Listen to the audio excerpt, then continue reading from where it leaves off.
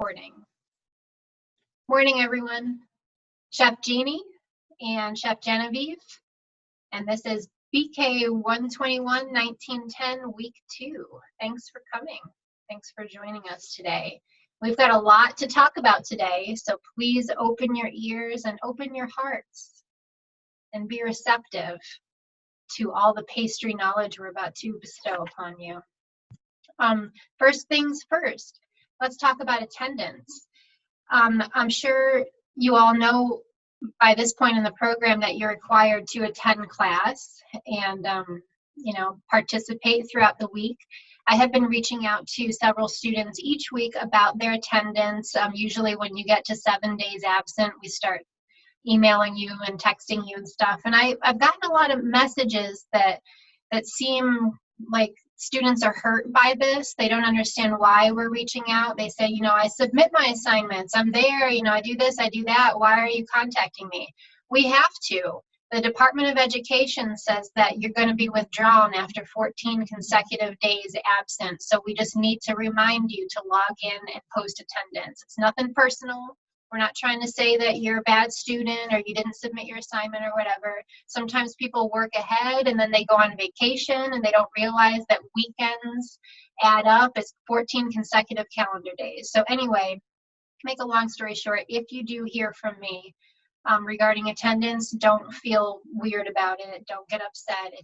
I'm just reminding you to log in and post attendance, which you can do by submitting an assignment, watching the live session, watching the current archive, taking a quiz, participating in the discussion forum if there is one that week. So anyway, that's just a gentle reminder about that. Another reminder is that you only have 2 makeup slots for assignments this term, not 3 like you had in some previous classes. So keep that in mind if you're going to be turning in assignments late. You do have, I believe, a 3-day late period until, or 2 days or 3 days until Thursday, basically, where we take 15% off, and then you can have 2 opportunities to turn in late work with the makeup assignments, but that's it. So don't wait till the last minute. Don't miss more than 2 assignments. Certainly, try not to miss any assignments. Why would you want to not make cake? I mean, I don't know. But so this week we're going to be. Whoops, there's a cat on the table. Sorry. She's so fuzzy. This week we're going to be talking about making a mousse cake with a enrobed in glaze, which is going to be either mirror glaze or ganache. So we'll talk more about that. Before we even begin speaking on last week's assignment, I need to talk about externship. We were supposed to have the externship chef be with us to speak for a little while today, but she's going to join us next week just because this week is really busy and I didn't have a lot of time. But let's just talk about externship real quick. So I'm going to screen share with you on the class page because there's a few documents that we need you to have a look at and fill out if possible.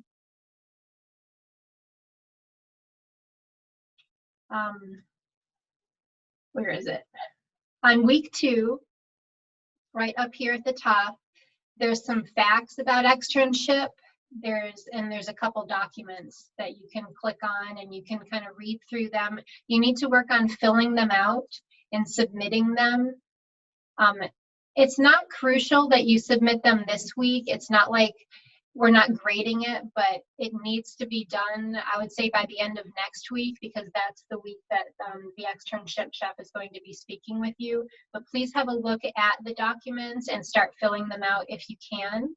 For those of you who don't know what externship is, and hopefully you all know what externship is, it is a hands-on experience that you need in order to graduate the program, okay? So for any culinary school, usually they require an internship or an externship, and you have to do this. You can't not do this and then graduate the program. I have been asked, can I skip the externship, or whatever. You can't graduate if you don't do it. So what are the requirements? You have to have a cumulative 2.0 GPA in order to be eligible to go on externship. So make sure you get really good grades, and if you're concerned about what your grades are, you can talk to me, and you can also contact the registrar to ask on what the status of your GPA is. The externship is a 6-week course that happens right after the class that you're in, unless there's a scheduled break between 2 terms. Now, the last day of your class here, I believe, is November 8th. So you do have 6 weeks that occur before Christmas happens. So you're most likely going to be going on your externship immediately as soon as this class ends. The last 3 weeks of November and the first 3 weeks of December. I'm not exactly sure on the dates, but I'm assuming that that's what's going to happen. You are required to complete 150 hours to pass. So if you, let's see what that comes out to weekly. If you've got 6 weeks, 150 divided by 6 is basically 25 hours a week minimum in order to make this happen. Now, you could work a little bit less, you could work a little bit more, but at the end of the 6 weeks, you have to have 150 hours or you don't pass externship. Keeping in mind that externship is something that you find on your own. You can go out to a restaurant or a bakery. You can tell them who you are and what you're trying to do as an extern. Most places are at least aware of what an extern is. You explain to them how many hours you need and what needs to happen. And you basically get hired on as an extern. They're not hiring you on as a permanent part of the staff unless that's what they choose to do. But this is your responsibility as students to find your externship. So if you haven't begun looking, you need to look now, because you got like 4 weeks left, 5 weeks left, or whatever before the end of this class is over, and you need to have someplace nailed down and ready. You should be ready with that. Okay, and you can get fired too. It's not that once you become an extern, you're on for 6 weeks and that's it. They can fire you if you want to be a no-call, no-show, or you want to show up and not do what they ask you to do. It's just like a regular job. It may or may not be paid. We don't know. That's it's up to you to kind of discuss that with the chef of the location. It needs to be in a commercial kitchen. Okay, some sort of professional setting. You're usually not allowed to work for yourself. Now, there have been some exceptions in the past, but I would say 9.9 out of 10 times it needs to be someplace other than your own kitchen, and you have to be working for another chef, okay? And the chef should not be one of your relatives or close friends, because they need to be able to kind of assess your performance objectively. Okay. We're gonna talk more about externship next week when Chef Gina Donovan joins us. But if you do have questions, you can contact Career Services at careerservices@escoffier.edu. If you're concerned about that or anything. Does anybody have any questions, or is this blindsiding anybody at this moment? I know that they said the externship was November 11th to December 20th was the time frame. That sounds about right. Yeah, because the 8th is a Friday, so then you have 9 and 10, which is Saturday and Sunday, and then 11th would be that Monday, so you would start. Now, that's the day that you're supposed to officially start. Whether or not you're actually starting with your site at that moment, that's the day that in the externship agreement it says that you're going to start. So maybe the agreement says that you're starting on the 11th, but they don't ask you to come in until the 12th, which is Tuesday. But you have to be posting attendance throughout the process as well. And Chef Gina will talk to you more about that process next week. But like I said before, it's just like class in that you have to go on a regular basis. You can't be absent for like 14 consecutive days. And it's just like a job in that you have to go and do what they tell you to do and not get fired. I worked with an extern in Colorado while I was on my externship who came in late one day, and she had a really bad attitude for some reason. Like she was just kind of peeved for whatever happened maybe the night before. And she came in, she got yelled at for coming in late. The chef asked her to go downstairs and get a bucket of sorbet because she was going to scoop some sorbet trios or something. She came upstairs with the bucket of sorbet. She threw it down onto the table. And when she threw it onto the table, there was a sugar showpiece sitting on the table about 6 feet away from it. The whole table vibrated and the showpiece exploded. She got fired, and she was on externship from a school in Great Britain. So, and she was in Colorado.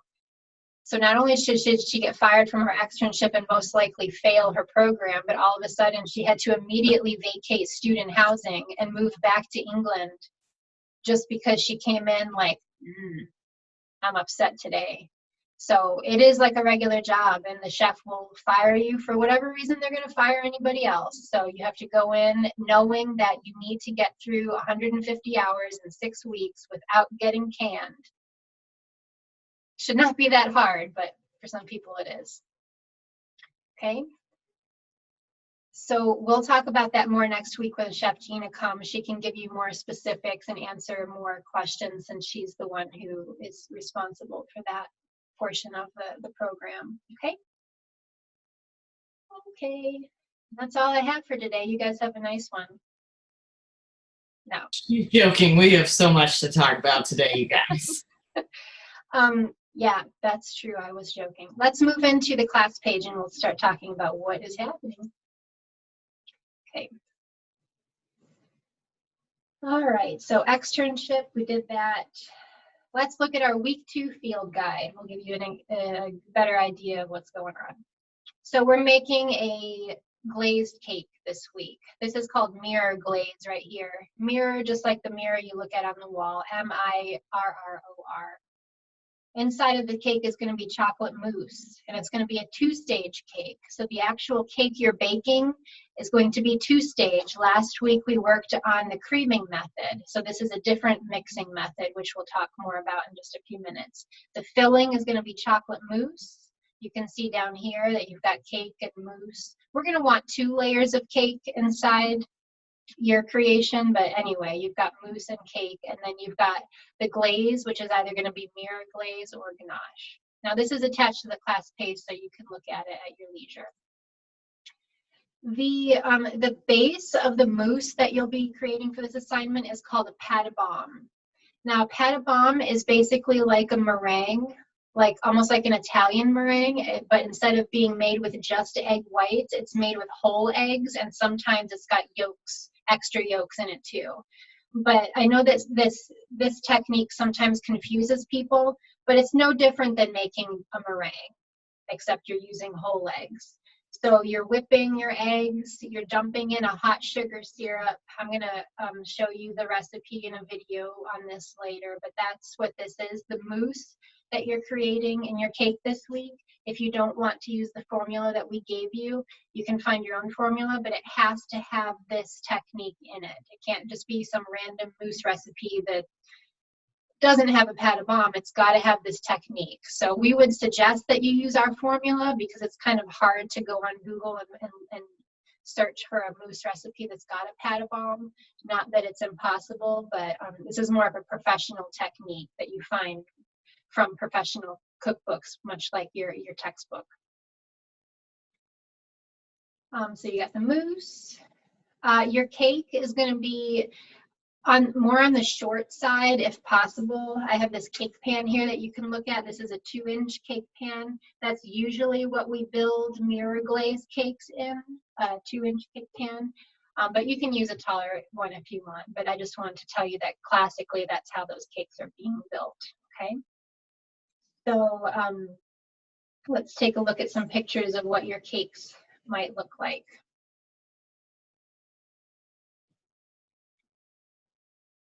Here you have 2 layers of cake with some mousse filling.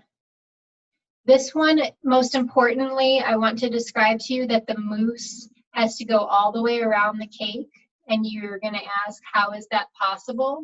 You're going to trim your cake slightly smaller than the pan that you're building it in. So this cake is actually going to be built inside of a cake pan. So if you're using an 8-inch cake pan to bake your cake, once your cakes come out of the oven, You're going to let them cool, and then you're going to trim the cakes down a little bit so that they're not 8 inches in diameter. They would be slightly smaller so that you can fit them inside that cake pan and have a little bit of room around the edge in order to get that outer layer of mousse. Okay, but these are all cakes that are enrobed in ganache or mirror glaze, and here's a picture of one that's actually mirror glaze, and you can make it any color you want to as well. We have some people asking if they have to do a traditional round cake or if they can use silicone molds or do domes or some a different sort of presentation. You can make a different shaped cake if you like, just knowing that this is kind of an advanced technique enrobing a cake in glaze, especially a glaze that has gelatin in it, the way mirror glaze does. So personally, I would suggest that you stick with a basic round cake that's flat, but it's up to you if you want to, if you want to be a little bit different than that. Knowing that the requirements are that you make a 2-stage method cake, you make a mousse with a patibomb base, and you enrobe the cake in glaze, which is either going to be chocolate ganache or mirror glaze. But the shape is up to you. The height of the cake is up to you, but we're just making professional suggestions on that. It should be a shorter cake rather than a taller cake, and we would recommend that you just made a regular round shaped cake. But again, it's up to you. Okay. All right. So I will look at the assignment itself. Okay. Okay, so just like I said before, 2-stage method cake, and you're going to split this into layers. We want to see 2 layers at least in your cake. I wouldn't go for more than 2 layers. 2 layers is enough. The cake needs to be filled and coated with mousse. So not only should there be a little layer of mousse inside of the 2 layers, but it should also be covering the cake itself. And the reason why is because when you pour the glaze over the top, if you don't have the cake coated in the mousse, the glaze is just going to sink right into the little holes that are inside your porous cake. The cake's going to be like a sponge, and it's just going to soak up the glaze. So you should have your cake completely covered in the mousse before you pour the glaze over top of it. So you need your self-ID photo, of course, your sanitizer, and your mise en place. Don't forget those. We want to see the entire cake making process of a 2-stage method cake. So sifted ingredients into a bowl, the addition of the milk and the fat. We'll talk more about this in a few minutes, what the method is. So we want to see all those stages, and we want to see the cake cooled and trimmed and sliced into layers as well. So you're going to have a lot of pictures attached to this assignment. Then you've got the mousse itself. Okay, according to the formula that we're using, it's a chocolate mousse. You have a stage where the chocolate is melted, the cream is whipped to soft peaks. Then when you're making your patibomb, you start by cooking the sugar syrup to 240. You've got your eggs in the mixer whipping to full volume, and then you pour the sugar syrup in. And then you'll take a picture of the chocolate mixed into the mixture, the cream folded into the chocolate and patibomb mixture, and then the final mousse, smooth and lump-free, and then the cake assembly. So you're going to show us pictures of how you're assembling the cake as well. And then you're going to throw the cake in the freezer. The cake does have to be frozen before you pour the glaze on the cake. So you should definitely make this cake one day before you plan to put the glaze on. Glaze here, just skipping to the bottom, you can use ganache instead of mirror glaze if you want to. I attached a recipe for that on the class page. But as far as the mirror glaze goes, it's gelatin based. So we want to see the gelatin mixed with water, also known as blooming, like a flower blooms. All the liquids combined in the pot with the gelatin added to warm it up and melt the gelatin. And then you've got chocolate. It's usually white chocolate that goes in there. Mix it all up. Finished glaze cooled. And you want to show us the temperature of it. And we'll talk more about what the temperature is supposed to be when we talk about the mirror glaze.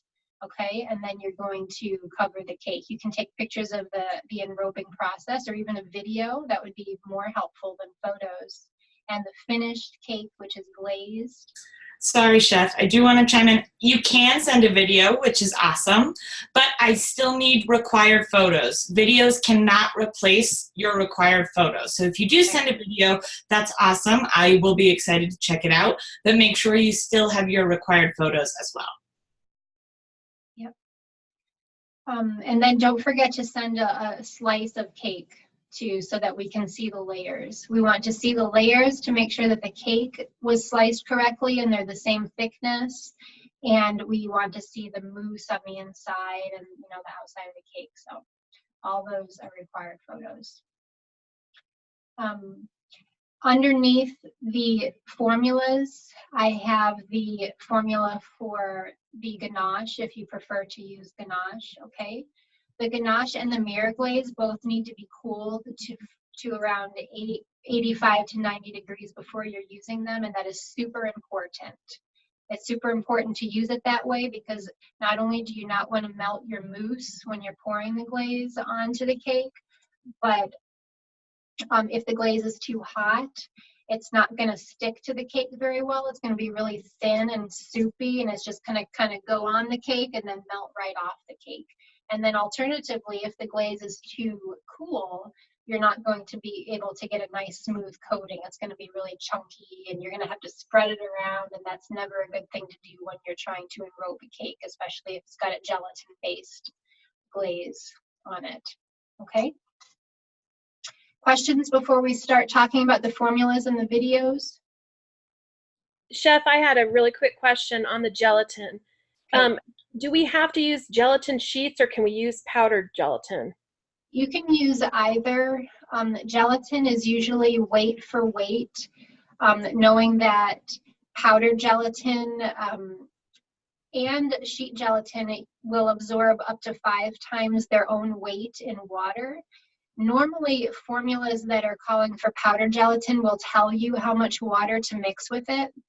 Okay, so it might be, you know, 20 grams of gelatin and 60 grams of water or something. That's normally going to be in the formula itself.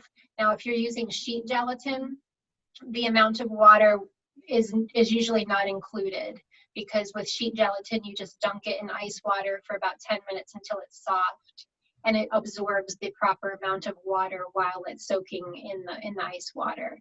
But just professionally, the sheet gelatin is, maybe it'll say 4 sheets of gelatin, but it will not tell you how much water to use. You would, just as a professional, you would know that with sheet gelatin, you're just required to dunk it in ice water and let it bloom that way on its own. Does that make sense? Yes, thank you. You're welcome. Okay. So let's look at the formulas.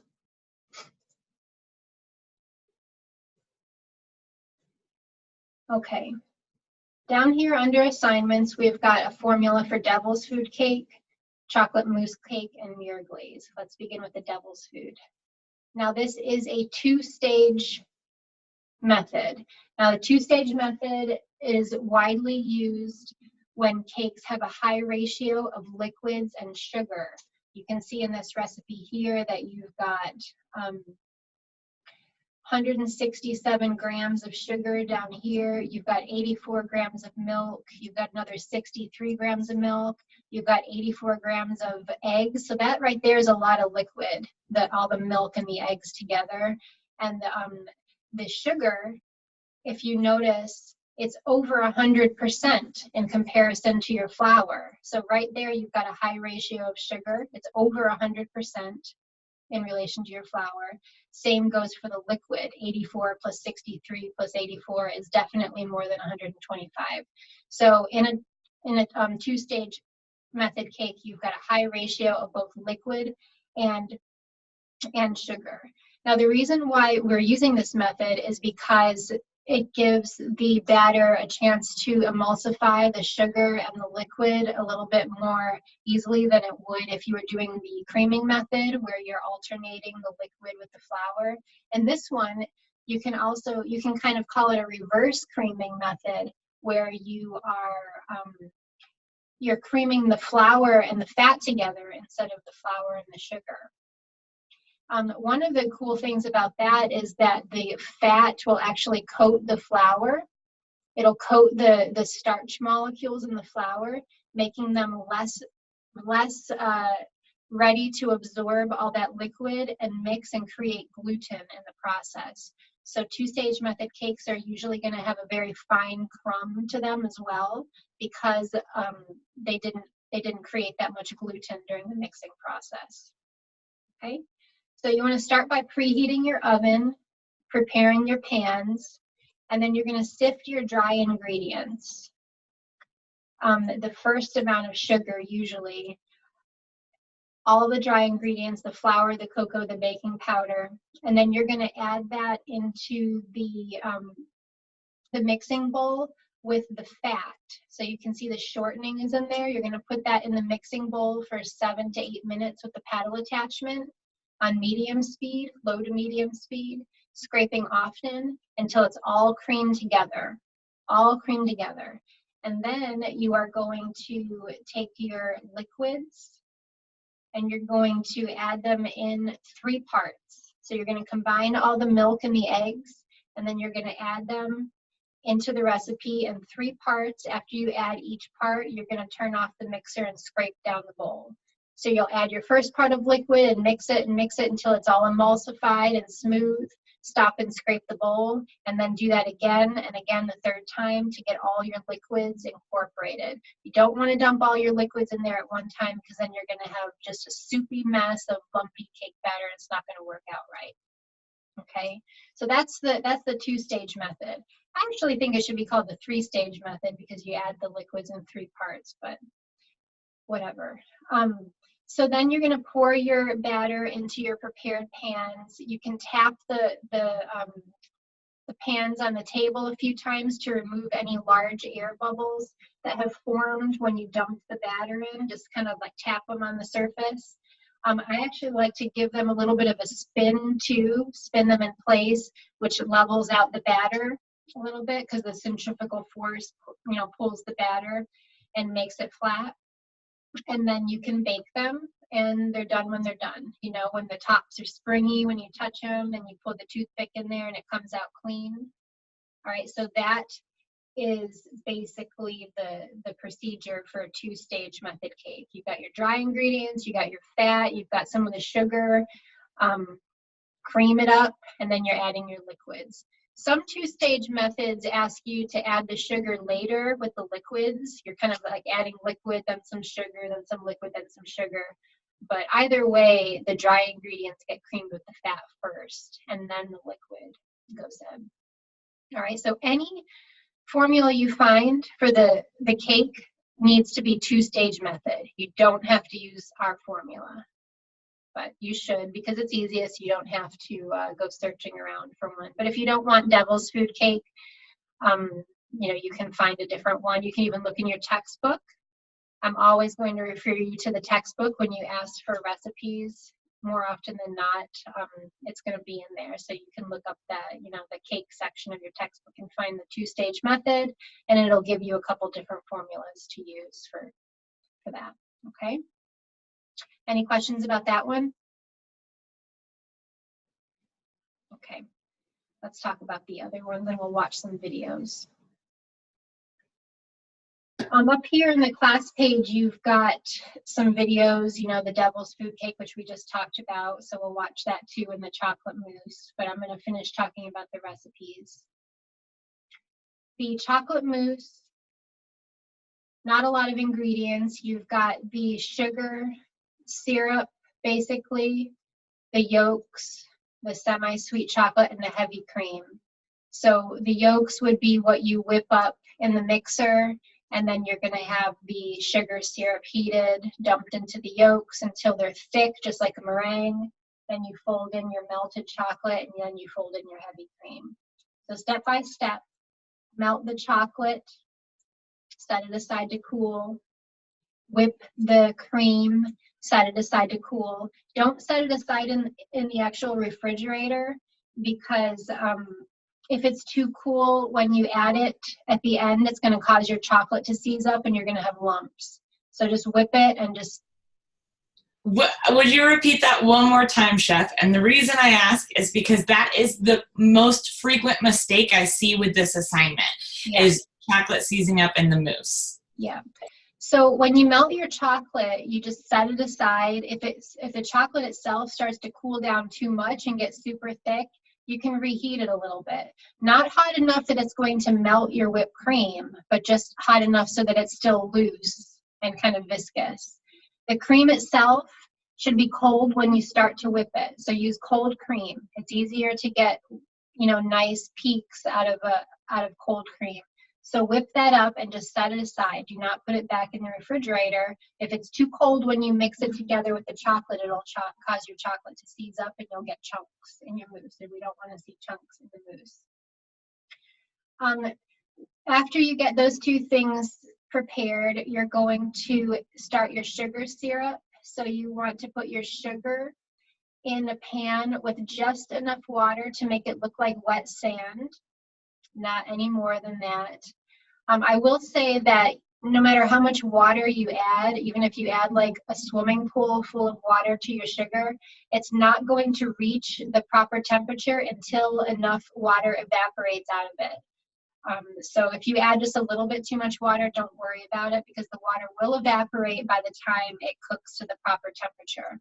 But if you start out making it look like wet sand, it's better to start out correctly.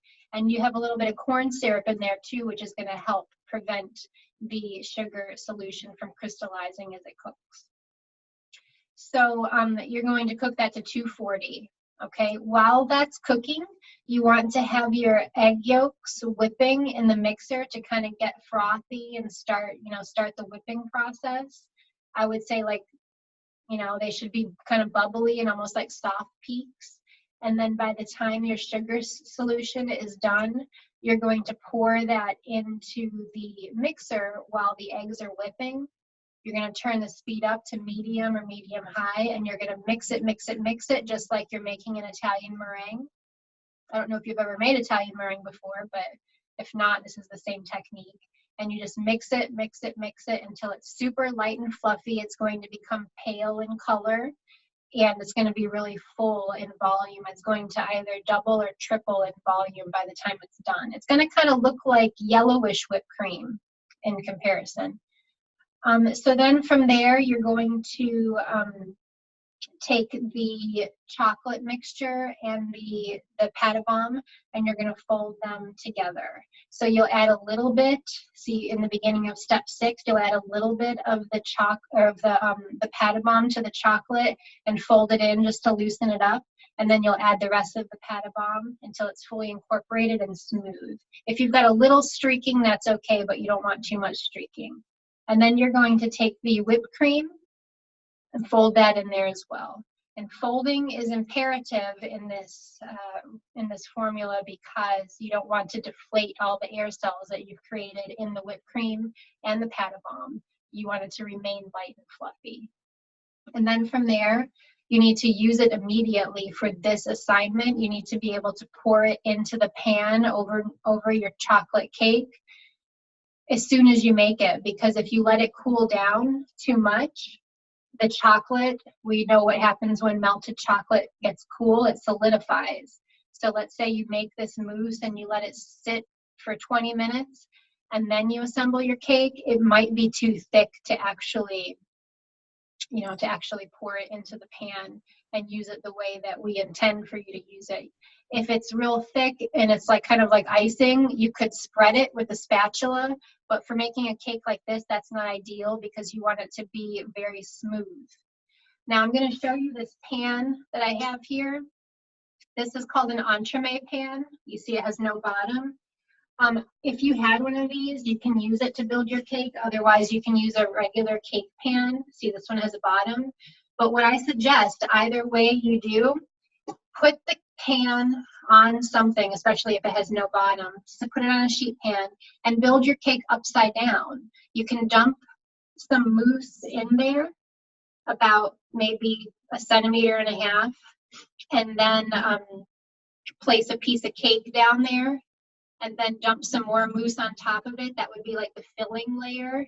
Keeping in mind that as you pour the mousse in, it's going to be surrounding the actual cake itself. Because remember, I said the cake itself needs to be smaller than the pan. So if I'm using this pan, my cake might be like maybe 3/4 of an inch smaller, so that has room for the mousse to fill up the edges. Okay, so you're going to build it upside down. So then pour the rest of your mousse in there, and then set the final piece of cake that should be kind of floating on top of the mousse. Place it in the freezer, and then when it's time to take it out, turn it upside down onto a cake board or a plate, and then pull the mold off, and then your cake will be kind of inverted. The bottom will become the top. There's a lot of videos you can watch on assembling an entremet or a mousse cake. Obviously, we have one in the class page too, but that's just kind of my visual on how it's done. If you guys only have one size cake pan, let's say you're working with an 8-inch cake pan, what you can do is after you've baked your cakes, trim the edges of your cake to make your layer smaller than your 8-inch cake pan, so that way you can still build the cake just as Chef Jeannie described. So even if you only have one size cake pan, you can still do this method by trimming down your cakes after they've been baked. Yep, exactly. And again, it doesn't have to be a particular size. You can make a 10-inch cake, you can make a 6-inch cake. Just know that, like, this is a 6-inch cake pan right here. After my cakes come out, I'll let them cool, and then I'll trim off, just like Chef said, you'll trim off some so that when you fit it in here, it's slightly smaller than the size of the pan. And again, the reason is because the mousse has to go and fill up the sides. It's got to completely cover the cake with mousse. If you do end up trying to do it the other method, trying to ice it like how you would with buttercream, again, it can be tricky, and you'll probably need to do multiple coats. So you'll probably have to do a crumb coat, let that sit in the refrigerator to stiffen up, another coat, stiffen up, and then probably a final coat if you really want that thick layer of mousse on the side and the top. So just know that, again, you can do it that way, but it takes a little bit longer, and it's certainly a little bit trickier. That's why we're suggesting that you do it the way we're describing, because it's going to be a lot easier for you to do it that way. You might feel weird building a cake upside down inside of a cake pan with mousse, but it is, in the end, it's going to be easier than you trying to ice the cake with chocolate mousse or whatever kind of mousse that you make. So for the mirror glaze, again, you can use ganache, and I did attach the recipe if you want to do that. But for the mirror glaze, looks like really complicated. Looks like there's a lot of steps right here. I'm going to break it down for you really easily. You've got 3 parts of the recipe. You got gelatin powder and cold water bloomed. Okay, so you sprinkle your gelatin over the cold water. You let it sit for about 5 or 10 minutes until it absorbs all the water. It's going to look like applesauce, and it's fully bloomed. You take all these ingredients right here, you put them in a pot, and you heat them up just until boiling, okay? Just until boiling. And then you take it off the heat, stir in your gelatin, make sure you stir it till the gelatin's incorporated.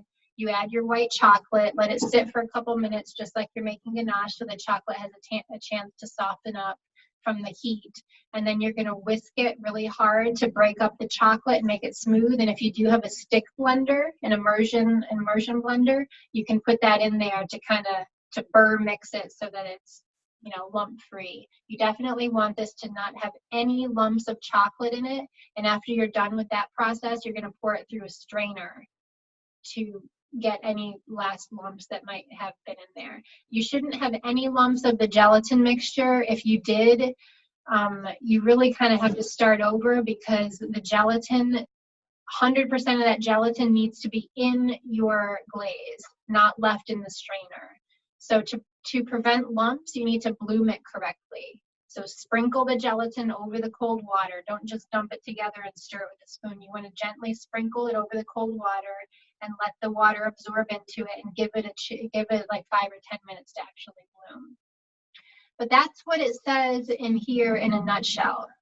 All right, bloom your gelatin, bring the water, sugar, condensed milk, and vanilla to a simmer, turn it off, stir in the bloom gelatin, Pour the mixture over the chocolate, stir it till the chocolate melts, blah, blah, blah, blah, blah, blah, blah, okay? Now, if you want to color your mirror glaze, you can do that. You can add some gel colors, not liquid colors. If you want like 2 or more colors of mirror glaze, you're gonna need to take the mirror glaze once it's done and split it up into a few different dishes. Don't just put, you know, green and red and yellow in there and expect to have it, you know, you've got to have it in 3 different dishes. But you can put food coloring in there if you like. It's probably best to color it some way so it's not just a weird like whitish color, but you can use it that way too if you don't have any food coloring. It says here when the glaze is 90 to 94, it's ready to use. I think a little bit less than that. Like I said before, 85 to 90 would be fine, because again, if it's too thin, it's not going to stick to your cake, and it's just going to melt right off the sides, and then you're going to have a kind of a mess on your hands. Okay. Something to remember if you're doing multiple colors, like Chef Jeannie just described, if you have multiple dishes, temperature drops really quickly when there's nothing helping it stay that temperature. So your glaze can go from 94 degrees to 84 degrees in like the blink of an eye. So when you're doing multiple colors, the thing to remember is that you have to work really quickly. So once you've poured your initial base of glaze, you want to make sure you already have those other colors ready to pour. So what you don't want to do is like main coat of glaze, then prepare other colors, pour those. You need to have all of them ready so that you can go one right after another while it's in that temperature sweet spot. Good tips. Yeah, I would suggest for this assignment that you're not trying to use several colors of glaze, maybe like 2 tops, just because it is an advanced technique and you want to get it right for the purposes of the assignment. Because if you try to use too many colors, you might mess it up, and then your cake is kind of screwed up too, because you just had like frozen mousse cake and you dumped a bunch of glaze over it and everything's all messy. It's going to be hard to clean that cake up to pour a fresh batch of glaze. It's not impossible, but anyway, try to keep it simple. I would suggest that you do that. So let's watch the video on the mousse cake, or on the actual cake itself. This is the devil's food cake, 2-stage method.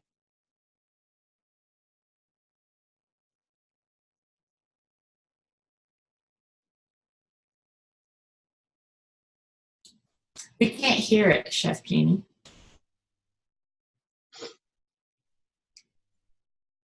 Let me try again.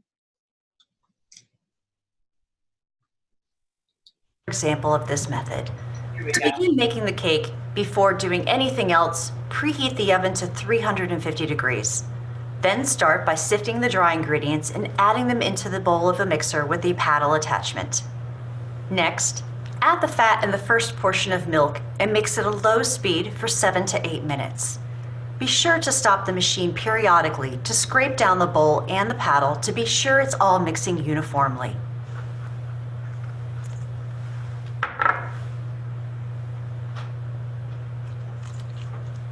I generally don't do it that way. I leave all my liquid to the end, but it's fine if you add the first portion of the milk.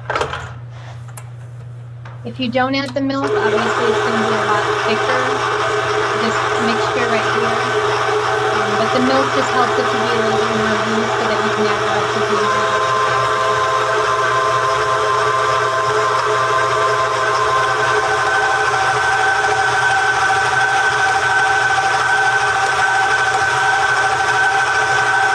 And in texture.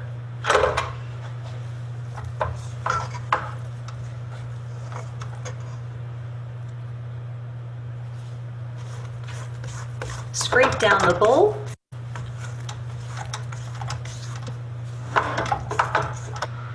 Once the first wet ingredients are incorporated in a separate bowl, combine the remaining milk, the vanilla, and the lightly beaten eggs.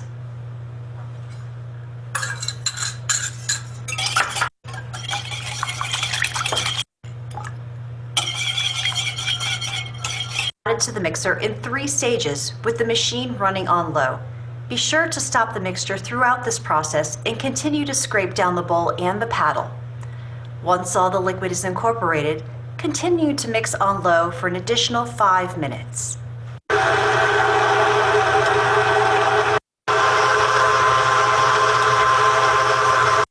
mixture to incorporate, then we'll stop, scrape, and add a little more. The scraping process is really important because you're going to find that this mixture is getting thick and it really sticks to the side of the bowl. If you try to add all the liquid without scraping it, you're going to end up with a lumpy cake Mixture batter, will go from being a thicker paste and get looser and looser progressively.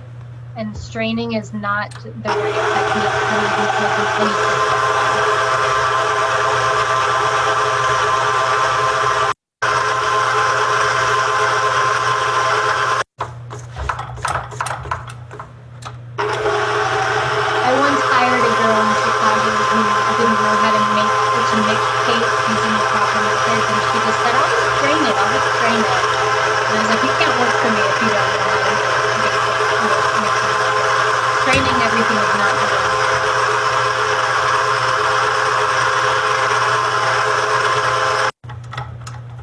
Any thick batter that's stuck on the paddle scrape down really well at this.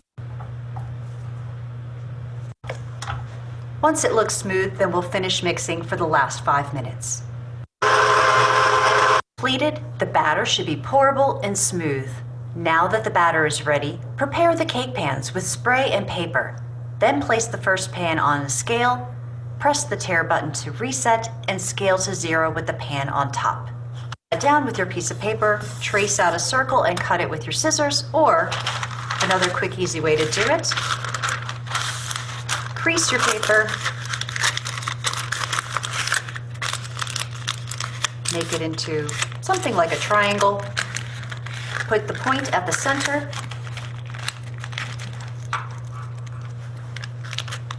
and then cut away your excess.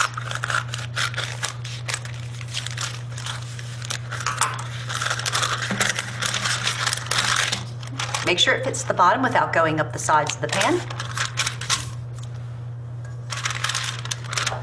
Then we'll put in some spray to make sure it stays in place on the bottom. Spray the side walls lightly. Place the paper in and then flatten it out. Make sure it's nice and homogeneous.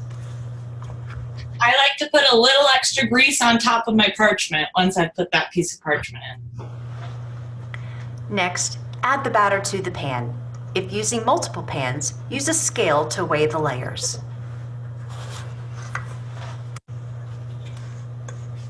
The pans, give each pan several sharp raps on the bench to free any large trapped air bubbles. Tester or toothpick inserted in the center comes out clean, which could take roughly 30 minutes. When the cakes are done, remove them from slightly warm. Doing this prematurely while they're still hot might cause them to break.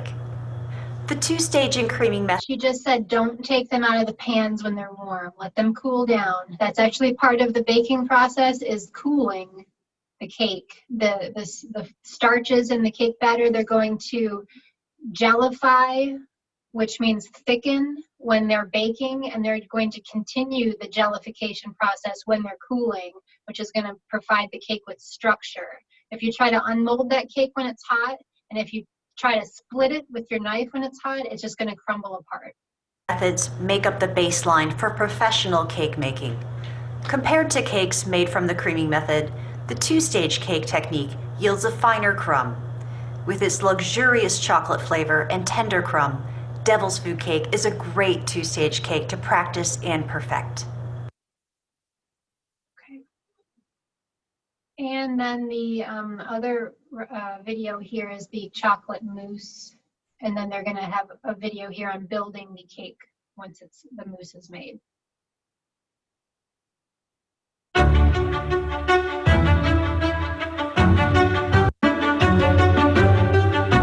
Chocolate mousse is a dessert made from a chocolate cream base with the addition of an egg foam, whipped cream, or both.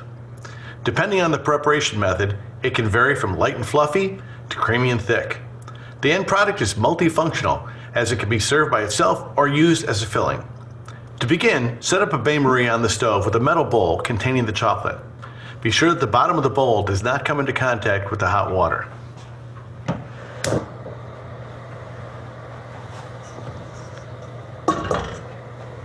Next, carefully melt the chocolate and then set it aside to cool at room temperature.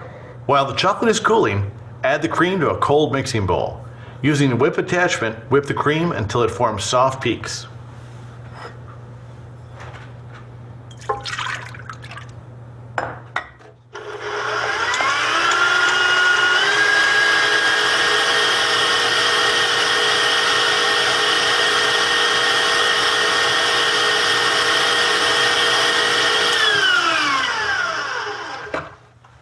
You can do the last few strokes by hand.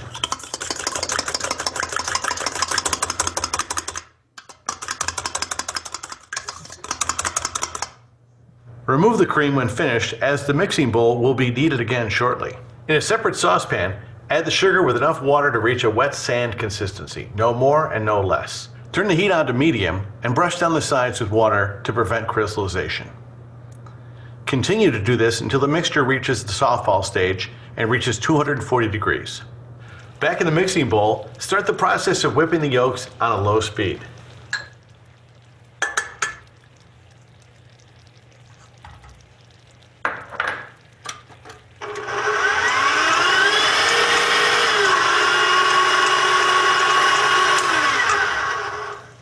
As the yolks are mixing, begin to add the hot sugar syrup in a steady stream.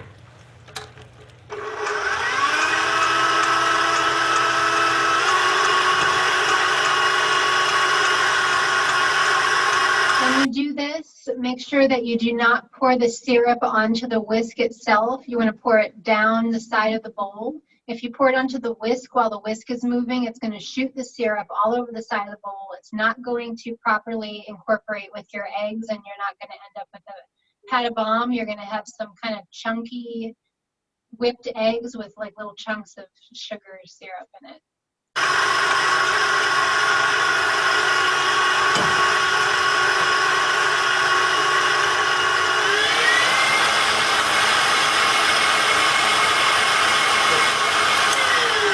When the sugar syrup is added, increase the speed to high and continue to mix until the mixture triples in volume, cools, and appears light in color, which will take about 5 minutes.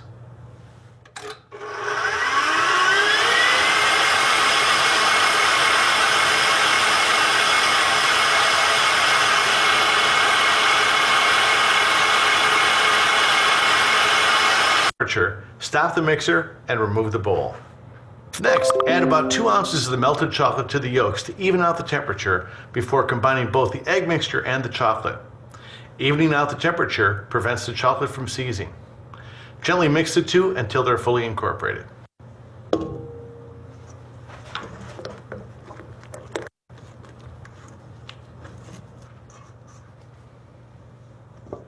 You want to be kind of gentle with this, but you don't have to be as gentle as you do when you're incorporating the whipped cream.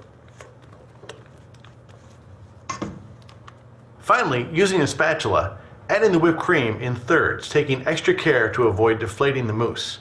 All of the ingredients should be uniformly integrated with no visible streaks.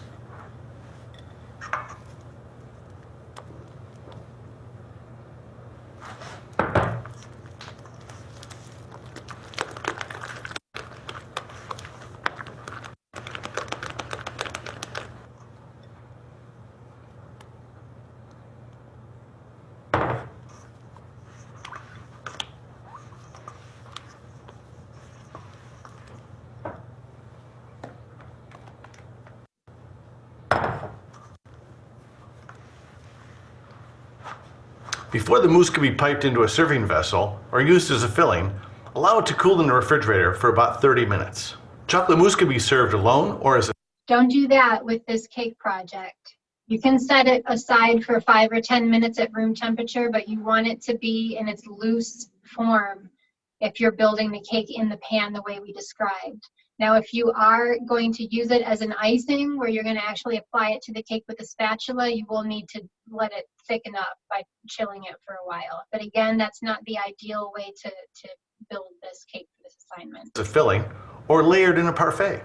Mousse can only be kept for about 1 to 2 days if covered and refrigerated. If it needs to last longer, it can be stabilized with gelatin.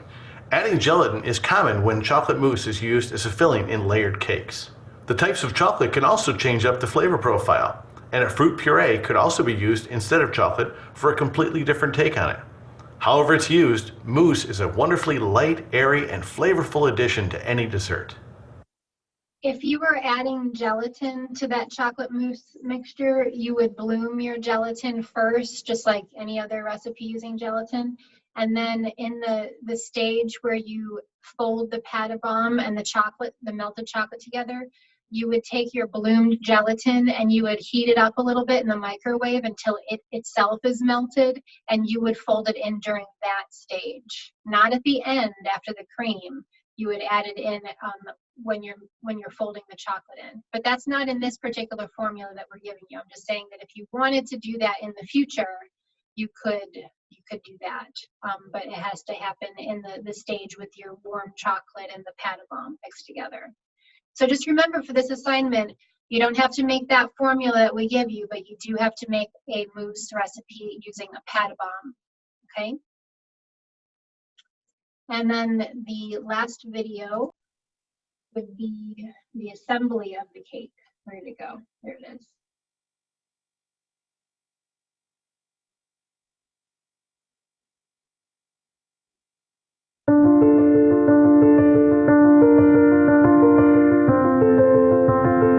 This is going to run over on time, our class today, by about 5 or 10 minutes. So if you need to leave, go ahead and do that, but I'm going to finish the video. A chocolate mousse cake is made up of layers of cake and chocolate mousse and can be either frosted or topped with a glaze. Start by placing a ring mold on top of a cake circle. Add a layer of cake at the bottom of the ring mold, being sure it is flush with the bottom. Now it's important that the cake circle that you're using is actually the size of your cake and not any bigger, because when it's time to enrobe the cake in your glaze, you don't want anything shooting out from underneath the cake. So don't like sit your cake on a plate or anything during this process. You need to sit it on a cardboard cake circle, ideally, if you have one. If not, you could make one out of a cardboard box. But it needs to fit underneath of your cake. There should not be any part of it that's coming out from underneath of your cake, okay?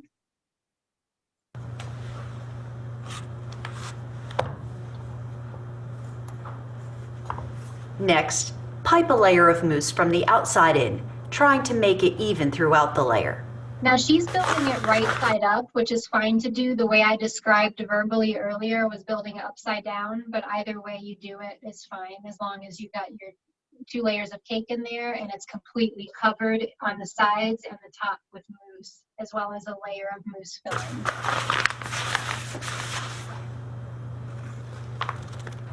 If your mousse is liquidy enough, you don't have to pipe it here. You could just pour it right into the pan from the bowl full of mousse, and it'll kind of settle in there.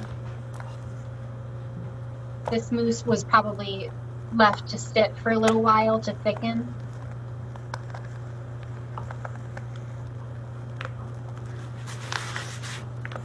But after you make the mousse, when it's nice and fresh, it should be liquidy enough to be able to pour.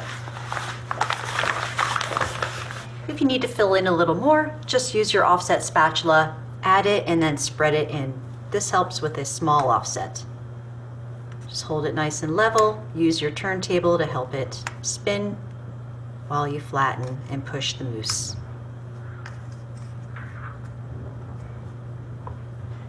After the first layer of mousse, carefully add another layer of cake. Press down gently to adhere the bottom to the mousse.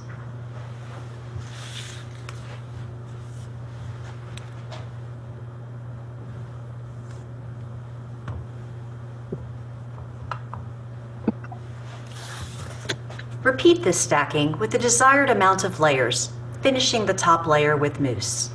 After the cake is assembled, place it in the freezer overnight. This ensures that it will retain its structure. Once the cake is frozen overnight, remove it from the freezer. Use a torch around the edge of the cake, just enough to separate the ring mold from the cake.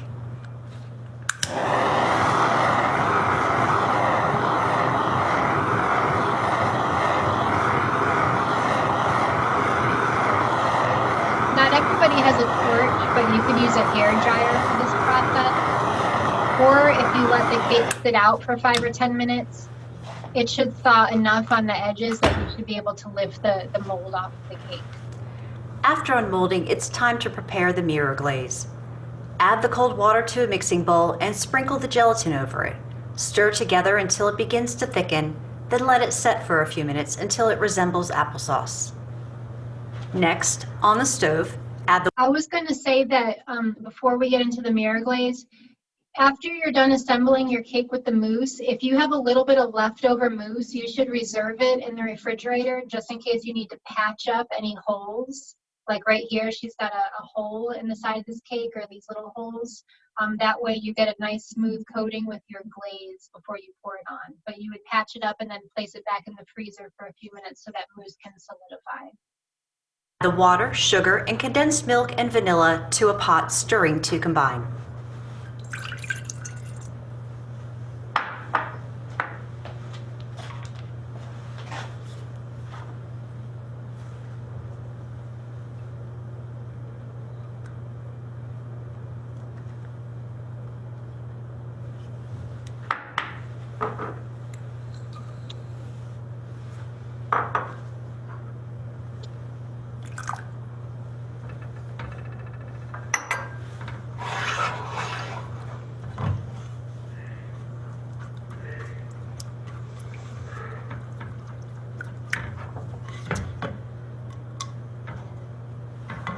Once everything is in the pot, bring the heat up to medium and bring the liquids to a gentle simmer.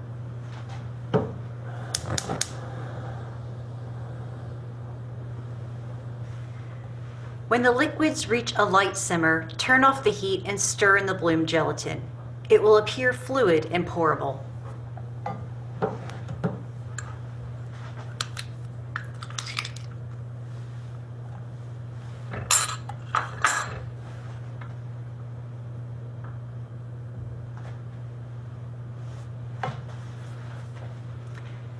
After the gelatin is incorporated, pass the mixture through a sieve to be sure the glaze is completely smooth.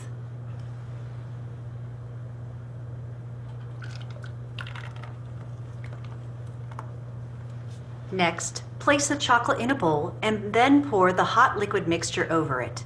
Stir gently with a spatula until it begins to melt. Do not use a whisk, as it's important to avoid introducing any air bubbles.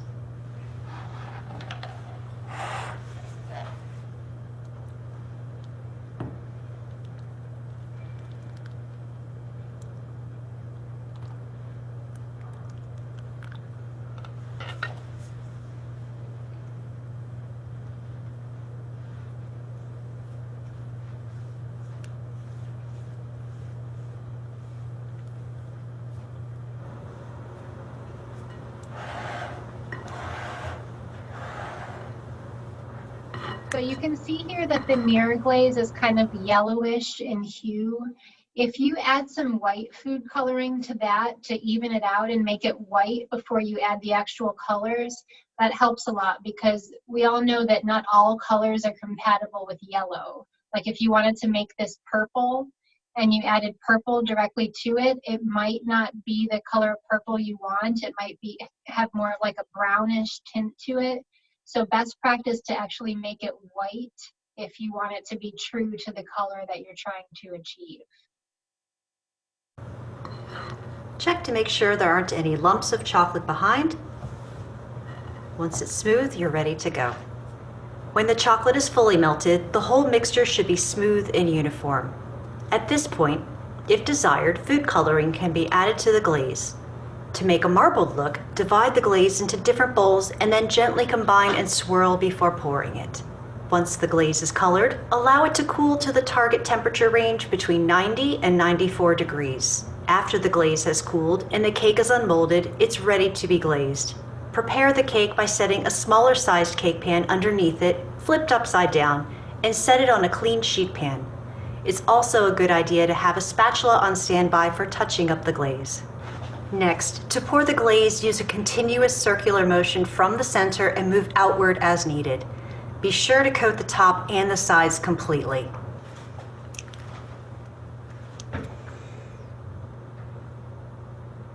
Remember to check the temperature of your glaze before you pour it onto the cake. And when you're doing this, you need to work really quickly so that you can get all the glaze on the cake before it sets up. The cake is frozen and there is gelatin in this glaze, so it's going to set up pretty quickly. Last thing you want to do is mess with it with a spatula once it's set up, because you're going to ruin it. If you need to smooth out the top, like right across the top, if you need to just swipe it with your spatula, you have to do that just use a as little soon as you dab. pour it on there. Touch it up. Chef, Heather asked if the glaze cools too much, what can you do? What's the best practice for heating it back up? Little The vibration glaze? helps settle out any bubbles. What did you say, the glaze? Yes.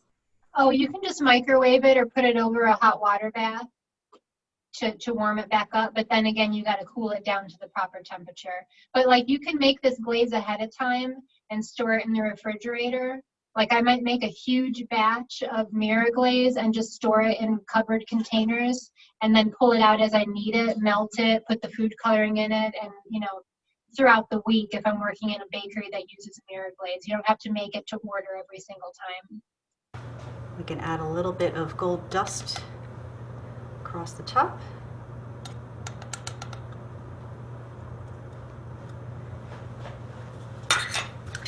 Chase it with a little torch.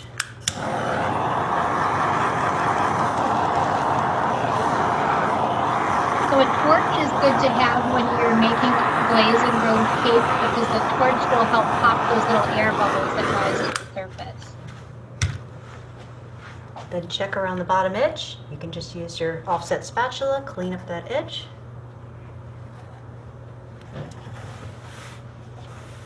So yes, the glaze is going to be kind of rubbery and a little bit sticky, and that's because it's got gelatin in it. After the glaze has set, transfer it to a cake board or platter. Keep chilled in the refrigerator to defrost it before slicing and serving.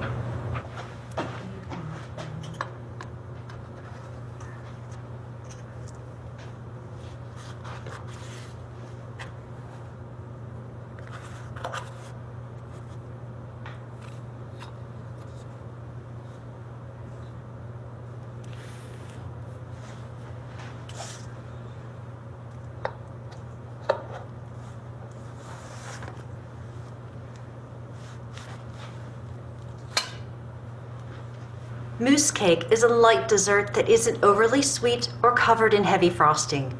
It can be varied by adding fresh fruit or even made in individual portions for a fast plated dessert. Mousse cake is a luxurious dessert that has an eye-catching, beautiful. Any questions about that? I can't wait to see your cakes, you guys. This week in this class previously blows me away every time. I hear from students once their cake is done that they had fun, that they got creative, they enjoyed it. So please, I hope the same for you guys. Have fun. The best way to make sure that you have fun is by giving yourself plenty of time to work on this. So not waiting until Monday or Tuesday to make this cake. As we just discussed, look how long it took us, the whole hour and then some, to even talk about the 3 techniques. So it definitely is going to take a little bit of time management this week. So the sooner you get a start on it, the more fun and relaxed it's going to be for you. Yeah, for sure. You can make that cake itself. You can make it like today and put it in the freezer, the actual cake. You can make the glaze ahead of time and keep it in the refrigerator. Last thing you should do is make the mousse, but don't wait too long to make the mousse, because remember that it's got to be frozen solid. So the latest you should be doing that is building the cake on Monday with the cake and the mousse itself. Pop it in the freezer overnight, and then you can heat up the glaze that you made today or tomorrow. Heat it up and pour it over the cake, and then you're good to go. Chef, did you have anything to say about the assignment from last week before we conclude? I forgot to ask you about that earlier. Yes, I know. We were so excited about glazes. We just jumped right in. No, you guys rocked last week, which is why you've already set the bar high for yourselves. That's why I'm expecting a lot from your glaze cakes. I'm sure I'm going to see some beautiful work this week. I felt like you guys were really detail-oriented. I saw a lot of beautifully smooth coats of buttercream, and that is not easy to do. To get a flat, matte coat of buttercream on a cake is difficult and takes practice. So I felt like you guys really put time and attention into that. Something I want you all to continue to do is practice different piping techniques. There are so many different styles of braids and of shells and techniques where you never have to lift your piping bag up, where you can continually pipe that border around your cake. So just continue to explore, research as many different styles as you can. You can create a dummy icing using powdered sugar and Crisco. I do it all the time to create a practice icing, and then I just pipe on parchment paper on my table, especially for things like script, if I'm writing in cursive or something like that. Sometimes I'll print out the phrase that I'm practicing, tape it to my table, tape parchment over that, and then I just practice piping it over and over and over again with that dummy icing. So that's something you can do if you find yourself with a free afternoon and you're like, man, I want to work on my piping a little bit more, but I don't want to waste all that butter to make a real buttercream. You can just use shortening and powdered sugar to make a little dummy icing. Good recipe for that is 16 ounces of powdered sugar to 12 ounces of shortening to make a practice icing. But I know we talked about a lot of things today. I'm going to have a bonus session on Friday night for you guys. If you have any questions or you're thinking about things we talked about today and you want to ask me some questions in person before you begin your project.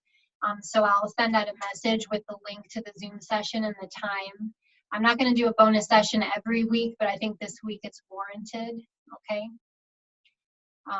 Other than that, that's all I got to say. We have to move into another class now, so I'm going to say goodbye, but feel free to reach out to us with any questions as usual, and I will get you the link and the time for the extra session on Friday night. Cool? Thanks for coming, everybody. Have a great afternoon. Questions? No? All right.